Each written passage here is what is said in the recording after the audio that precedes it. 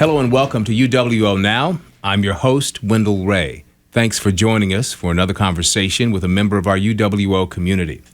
Let me present a scenario for you. Have you ever been walking down a street or a hallway and it's just you and another person and you get close enough to where you think you're about to say hello and they pull up their phone? Or you get on an elevator and everybody pulls out their phone and looks at their phone instead of acknowledging you. Or even worse, you're in a private conversation with someone else or a group of people, and someone pulls out the phone or is watching their notifications. Well, if you don't know what phubbing is, we'll explain that a little later with our guest today, Ryan Allred, who is associate professor in the communications department at the University of Wisconsin-Oshkosh. Thanks so much for joining us here today, Dr. Allred. Good to see you, and thanks for coming by and explaining some things to us. Thank you for having me. I'm excited to have this conversation. That scenario you just described is so common, and I think it's important to talk about how we can make those connections just more meaningful, even if they're short connections. So I'm excited to have this conversation today. Tell us about your research before we get into the specifics of the scenario I talked about, which is maddening to me and frustrating. But tell us about, your research and where it focuses on. Yeah, so I am a communication studies scholar. My specific area is I look at how to make close, intimate connections through communication with individuals. So really, my focus area is I look at things that stop individuals from connecting with other people. So things that inhibit communication. Okay. I think there's a lot of times when we want to say something, but either we're too afraid or we don't know how to say it, or there's something physically stopping us from saying it that stops us from having these connections. So sort of what you were talking about. When I get on the elevator, I might see somebody who has nice shoes and I want to compliment their shoes, but they're on their phone. And so I feel like I'm interrupting if I say anything. And so I'm going to be inhibited from communicating because their phone was out. So really what I look at is anything that inhibits people from communicating and making close connections. And when did you first realize that the cell phone was one of those things that is inhibiting that type of communication? Yeah, so for me, it was personal experience. I grew up in the era where we had those flip phones. Remember the Razor flip phones? That was my high school generation. And I had one evening where I went with a group of friends to play basketball. And everybody brought their new Razor flip phone. And there was a point where I was the only one playing basketball. Everybody else was on the sidelines, on their phones, texting. And they were making connections with people who aren't there. And that's a good thing. It's good to make connections with people who aren't present. But they were missing out on really important connections with the people that were right in front of them. Right. And so I realized we're missing out on something. It's not that the phones are bad themselves, but the way we're using the phones is really hurting our ability to make these connections. And so what did your study reveal to you, and where did you start studying? Yeah, so I started studying looking at what we call the mere presence hypothesis. And this is sort of interesting. And one of the things I love about having this conversation is we're still learning. We're still trying to figure out how technology works. Okay. It's a new thing, right? Our phones in the last 20 years really have become ubiquitous. But 20 years ago, they weren't. We really never saw them. So we're learning how phones are affecting us. So I started out with what we call the mere presence hypothesis, which argued that merely having a phone visible during a conversation hurt the conversation. And that was true for several years, where if I pull out my phone during a conversation, my conversation partners felt neglected. Maybe they felt like I was putting more importance on the phone than I was on them. And we saw that it was hurting conversation satisfaction. It was making it so that people didn't remember what they talked about as well. It made it so people felt less intimate with their conversation partners.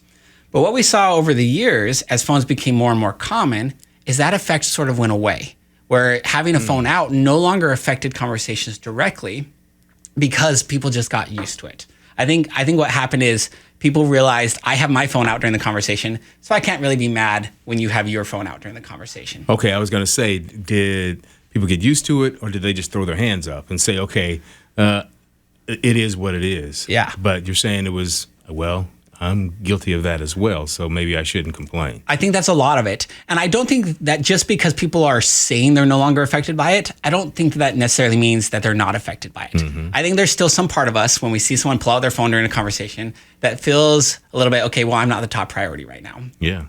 It's hard to measure that, though. Well, it's not just feeling it. Yeah, you're not. Yeah.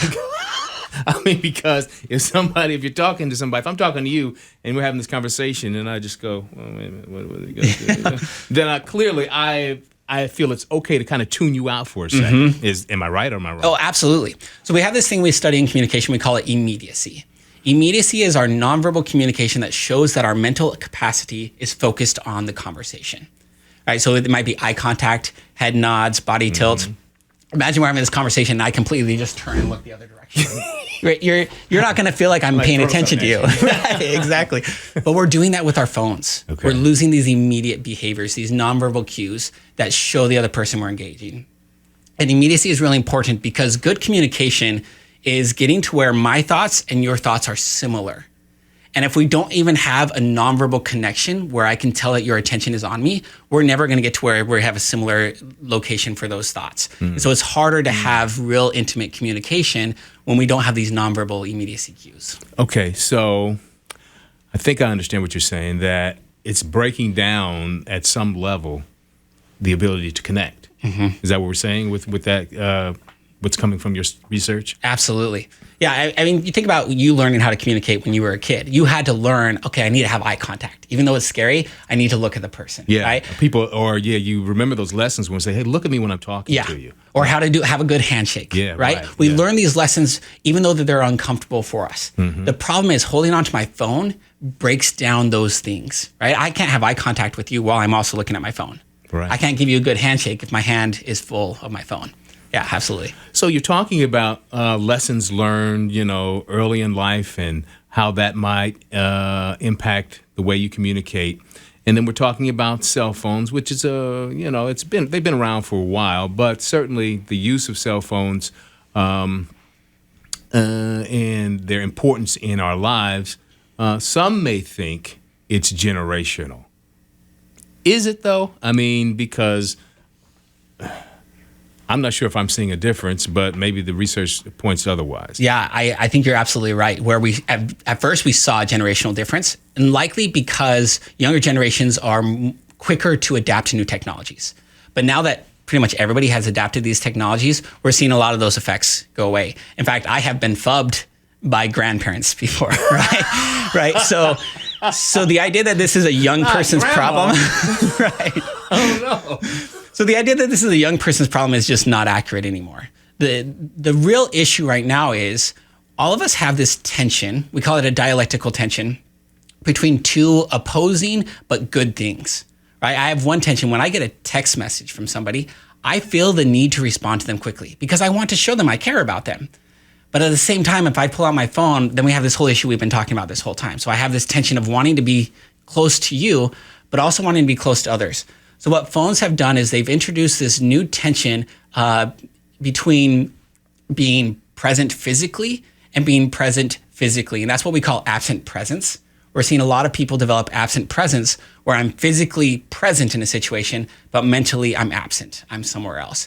And we're just really struggling, I think, as a society as a whole. I wouldn't even say it's a generational thing anymore.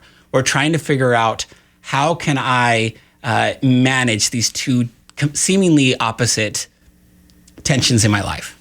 Okay, so you've been studying this for about how long, would you say? So it's been about 12 years now that I've been studying this. What have you seen, or what can you say as a result of this field of study? What kind of conclusions can we make about how we're communicating with each other and how it's deteriorated, or the ill effects of phubbing, so to speak? And let's define that for our audience as well. Absolutely. So before we get into the actual definition, I do want to say this. For 12 years, the word that comes to mind when I see overall how trends are going is hope, actually. Okay. When I first started studying phones, my students said, no, it's not a problem, not a big deal at all. Whereas now my younger generations, they're coming in, they're saying, yes, it's an issue. Let's figure out how to use it more appropriately. So I actually have hope that as a society, we're going to figure it out. So in about 2016, once we realized the mere presence hypothesis was no longer accurate, we shifted to this new concept we call phubbing. So it's Phubbing, phubbing. It's a portmanteau, or a combination of two words, phone and snubbing. So snubbing is a word that we don't use as often anymore. Snubbing sort of means to set aside or to show that it's less important to something. Right? So we are phone snubbing. In other words, we are snubbing people by focusing on our phones instead of them during the conversation. Okay. How does, so from, I guess, You mentioned earlier that how that makes a person feel. Mm-hmm. Is that so? I mean, any evidence that there's some long-term effects as a result of that repeated snubbing, fubbing? Mm-hmm. There are huge effects. So specifically what I look at is how does it affect the relationship? And then how does it affect individuals later on? So here's a good example. A couple years ago, we studied how parents using their phones around the children or parents fubbing their children affects the child's self-development. So the initial thing, and I don't think this is going to be surprising to anybody, we saw that the more parents use their phones around the kids, the more children felt rejected by their parents. That's huge. Think about feeling rejected by your parents, how that's going to shape everything else in your life. There's whole theories on how rejection in parental relationships affects childhood. One of the biggest ways that it affects children is it creates what we call rejection sensitivity. Rejection sensitivity is an internal trait that causes the individual to look for signs of rejection even when others are not trying to reject them. And so these young children that grew up in homes where their parents were using their phones all the time, what we're seeing is that they are growing up looking for signs that other people are rejecting them. And you're going to find what you look for in the world. That's just reality. You find what you're looking for. And so when they go hang out with their friends and their friend does something that might be perceived as rejection, even though it wasn't intended as rejection, they're going to interpret it as rejection. And they're going to leave feeling like they weren't included in that party. Wow. So it can have effects that maybe we're not even, well, until you just mentioned it, aware of down the line, and causing issues that can be quite profound for people. So that's interesting. You're listening to UWO Now. I'm your host, Wendell Ray, and we're talking about the effects cell phones have on interpersonal communication with Ryan Allred, Associate Professor of Communication Studies at UWO. So this whole now, that would seem obvious to me, who is a parent as well, that you wouldn't want to be on your phone when you're trying to have a conversation with your child. But is it just when you're in conversation, or is it just having that phone present and watching notifications, responding to a text maybe every now and then, or looking at your news feed, whatever it might be? So it doesn't necessarily have to be something as abrupt as you're talking to me and then I look away. Or am I correct? Well, you're highlighting one of the difficult aspects of this new technology, and that is perception is what matters here. So if your child perceives that you are giving the phone more attention or more value than you're giving the child, then it becomes problematic. So here's why it's difficult. All of us are, to some degree, naive scientists, right? We may not have a science degree, but all of us try to constantly figure out why people are doing things and how the world works. So anytime we see anybody do anything, our mind quickly jumps to creating a reason for why that was done, right? And so you might be on your phone planning a Disneyland trip for your children, right? Yes. But your child sees the phone, and their immediate jump to, we call this the fundamental attribution error. We tend to, when we make assumptions about why somebody does something, we tend to assume it's an internal trait rather than because of the situation. Now, that's not always the case, right? Sometimes we do things because the situation requires it. But our natural tendency is to judge people and to think they're doing it because of an internal trait. But so because of my internal trait or your internal trait? Because of your internal trait, okay. Right? So if I'm your child and I see you on your phone, I'm going to think it's because you are rude. Okay. Right? Because you care more about that than you care about me. Right? I'm going to make internal judgments rather than situation. The situation is you're planning a trip to Disneyland for me. Yeah. But as a kid, because I can't see what's in your mind, my natural tendency is to make an internal judgment. So I think this is because you care about your phone more than you care about me. And so this is where the key, and I hope we can talk about this more towards the end too, because it's a highlighted point. You have to learn to communicate what your intentions are.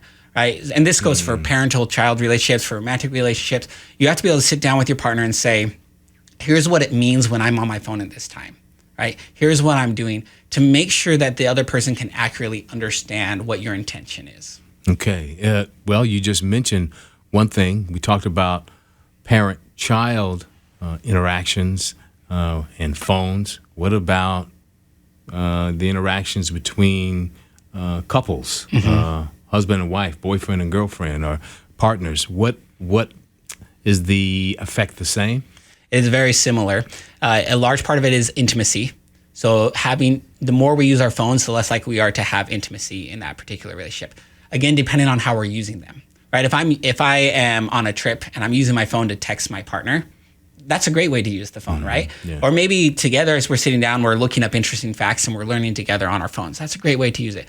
But any exclusionary behavior where I'm using my phone in exclusion of my partner is going to create those same feelings of rejection and that void of intimacy within the relationships.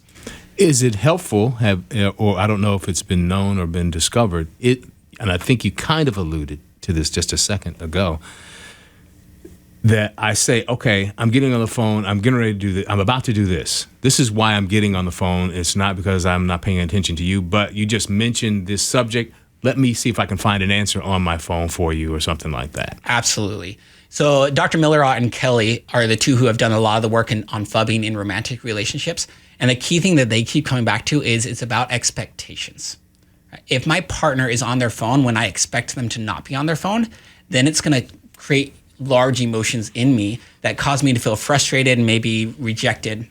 If they're on their phone when I expect them to be on their phone, that's not going to be an issue for me. And so what you're doing there by saying, hey, I've got to answer this message real quick, or excuse me, I'm sorry, I didn't mean to do this, but this is my mom calling. What you're doing is you're setting the expectation and allowing them to have more appropriate emotions for the situation. So if I just go on my phone without explaining it, they're not going to understand the expectation and they're going to leave frustrated. So that's true in any situation. Anytime we have an expectation and it's not met, we have negative emotions. And so helping your partner to set the expectation. Look, when we watch movies together, I don't care if you're on your phone. Like, we're just watching a movie. But when we sit down at dinner, I want us to put away our phones so that we can focus on each other and we can really get to know each other. Okay.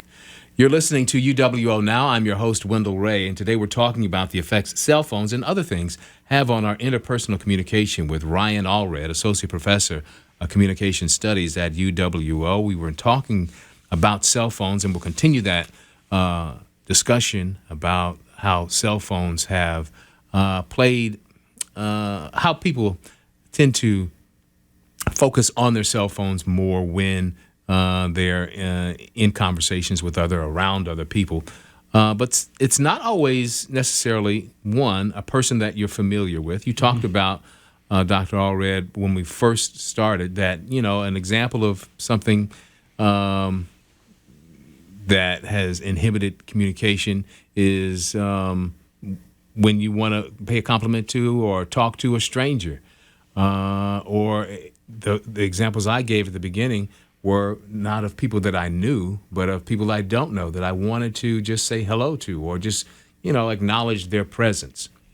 What has been, do you think, the impact on communication, not with loved ones, children, but also with people we don't know? And how has that been affected by phones?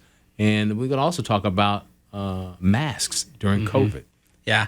I don't know that I've ever talked to anybody who didn't wish that we had more social community, that we were connecting with others. All of us have two basic needs, the desire to be loved and the desire to give love. And one of the things that we're seeing is phones are taking away a lot of opportunities to do those things. So a really cool study they did several years ago, they sent an individual through a grocery store.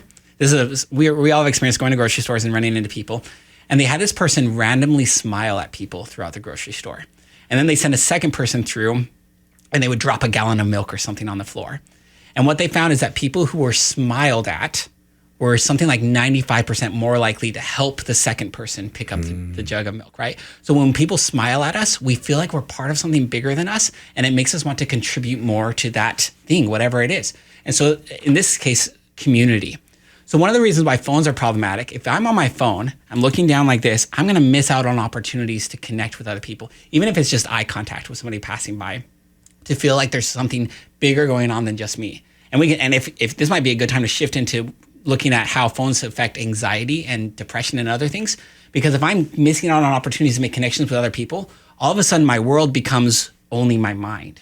The world sort of becomes smaller in a sense, which makes it feel heavier, makes it feel harder for me to manage it if I feel like I have to do it on my own. I do want to talk about that, but I want to also share with our audience something I shared off mic with you, and that was a recent interaction I had with someone. I was walking outside a building here on campus, and there was someone walking toward me, and I was determined to make sure that this person acknowledged me.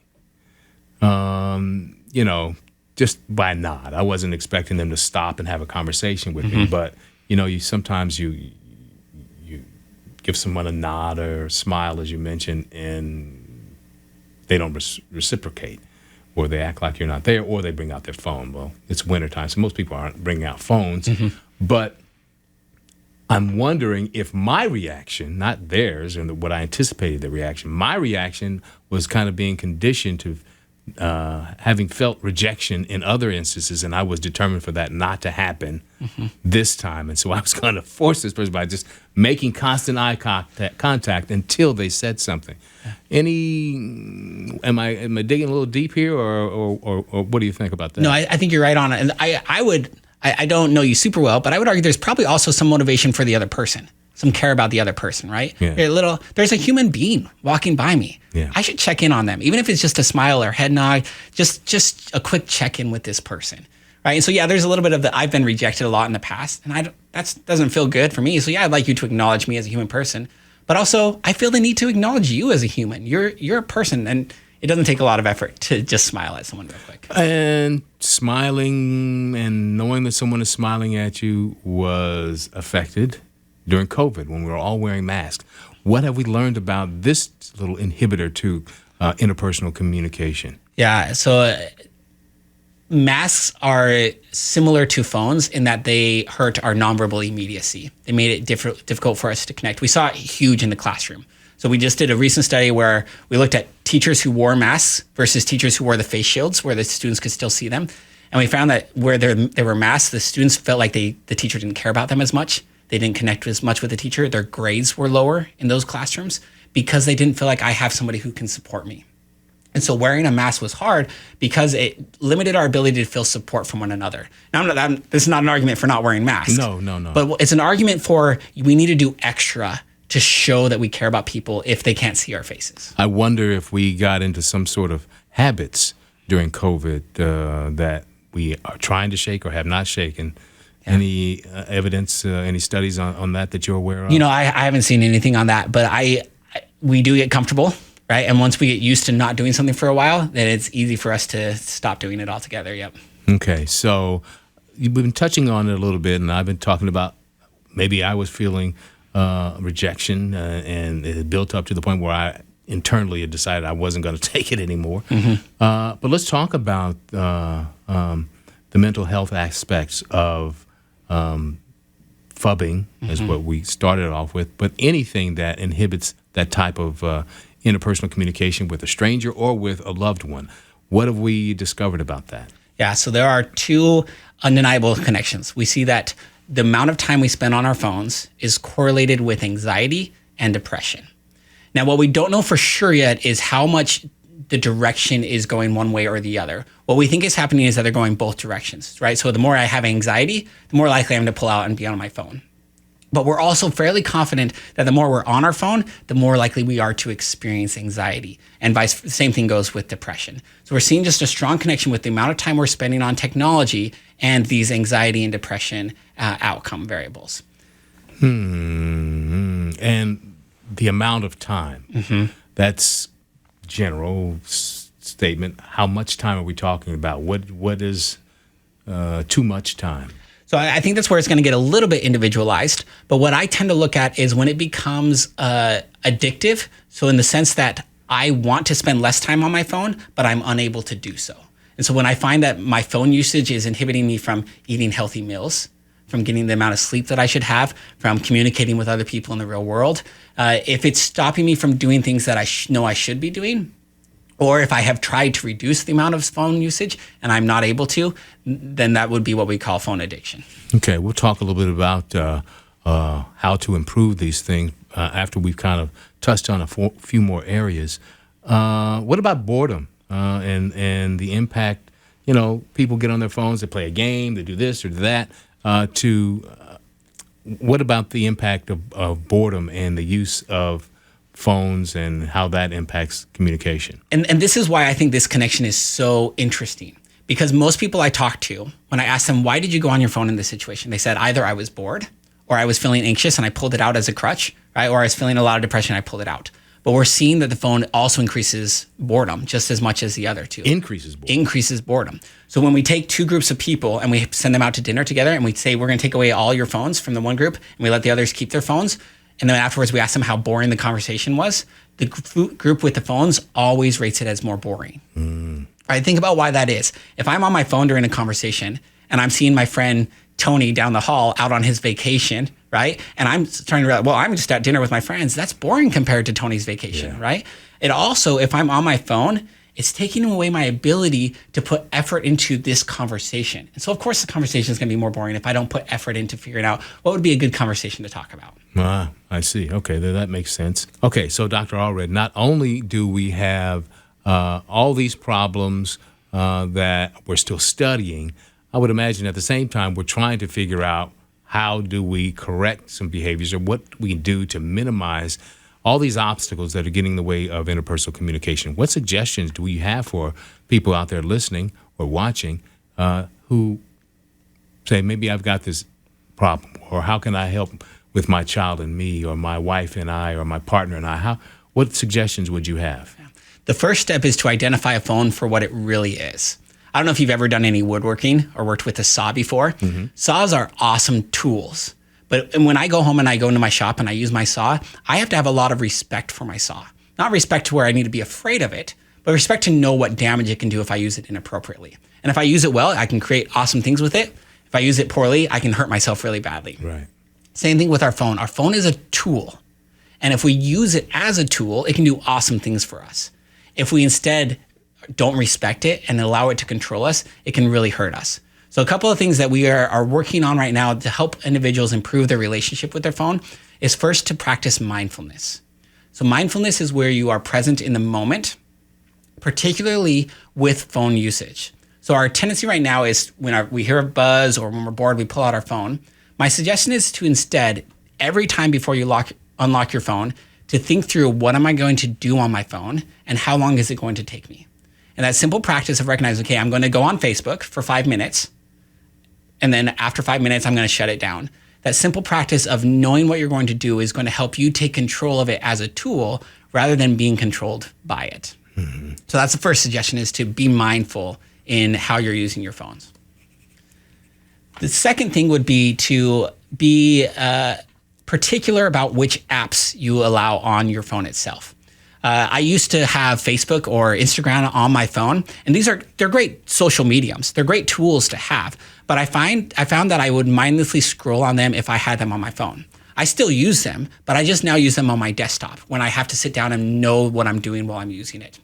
So any app that I found I was just wasting a lot of time on, I take it off of my phone and I put it somewhere where I have to be a little bit more particular while I'm using it. An app that is not essential to your daily life. Exactly. Okay. All right. So be mindful and be aware of apps that you've got on your phone that really are just about wasting time, right? I guess, exactly. Or not necessarily essential to what I'm trying to get done today. Right. Contributing to my life in a positive way. Yeah, and we're not saying those are bad apps. No, we're just not at all. How we're using them is problematic. Okay. Anything else? Yeah, and then the in terms of relationships, this is really big. We need to engage in more what we call meta communication, or communication about how we communicate. We need to sit down with our partners or our children or our friends, and we need to talk to them about the way that we communicate with one another and set clear expectations. Let them know when it is appropriate to be on a phone, when it's not appropriate. Let them know how you feel when they're on their phone. Right now it's a taboo topic. We're not comfortable talking about it for whatever reason, and it's hurting our relationships. So we need to just sit down early on in relationships, sit down and say, okay, what is your expectation for when I can be on my phone and when I can't? What is your expectation for, or how does it make you feel when I'm on my phone? How can I change that? Because I really need to be on my phone. So having those conversations is really important. A phone can be like a third person in your relationship. Yeah. Now you're competing with time with another person, and not necessarily somebody having an affair, but you're giving more attention to this phone than to me, which leads me into another area, and that is we're talking about people who may, you're giving suggestions to people, to all of us, to how to minimize the effects of phone usage and how it inhibits interpersonal communication. What if I can't? What if I'm really struggling with that? What if I have an addiction? Mm-hmm. Is that possible to the use of my phone, and it's become more than just my phone? Absolutely. So currently the government has not quite listed that as one of the DSM-5 or the top main addictions, but categorically how we're looking at it, how we're studying it, it is an addiction. So yeah, this is something that you could definitely talk to a therapist about, talk to a counselor, get help with there. Even talking to your romantic partner, letting them know this is an issue and you're trying to work on it. Absolutely. There are also apps out there that are very useful. So one of the reasons why we tend to get addicted to something is we don't really understand how it's affecting us. So download an app that controls your screen time, or at least shows you the screen time and helps you to understand how it's affecting your life. Maybe ask a friend to download a parental controls app for you to help you to figure out how to more effectively manage it. Maybe look at finding a different type of device. That's one that maybe doesn't have the capacities that you're addicted to. So yeah, I think there's a lot of options out there. I think for individuals, you'll have to figure out the best way to do that. But know that you're not alone. We're, as a generation, as a society right now, we're struggling with this, and we're going to figure it out. But you also said at the beginning that your students now acknowledging that there is an issue makes you feel that there's hope for us all. I do. I think we are more and more going to figure out, yes, these are awesome tools. Here are the guidelines for using them in a healthy way. And I think those are going to become more explicit as we go. And technology is going to continue to bless us rather than hinder us. Okay. Thanks so much, Dr. Allred, for coming by and talking to us today. It's been really enlightening. I think it's a subject matter that we can all relate to mm-hmm. because, well, as you said, cell phones are ubiquitous, and now people have cell phones and are using them for many more things, more than just talking and calling someone. So thanks very much for coming by and talking to us today about it on UWO Now. Loved it. Thanks. Okay, that's all the time we're going to have on UWO Now today. Thanks so much for listening. Remember to catch the latest episode of UWO Now. You can go to the university's YouTube page and watch today's episode. You can also go to WRST.org and see today's episode as well. It's also going to be available on all platforms, and you can see past episodes as well. Thanks so much for listening. That's all the time we got today. Have a good day.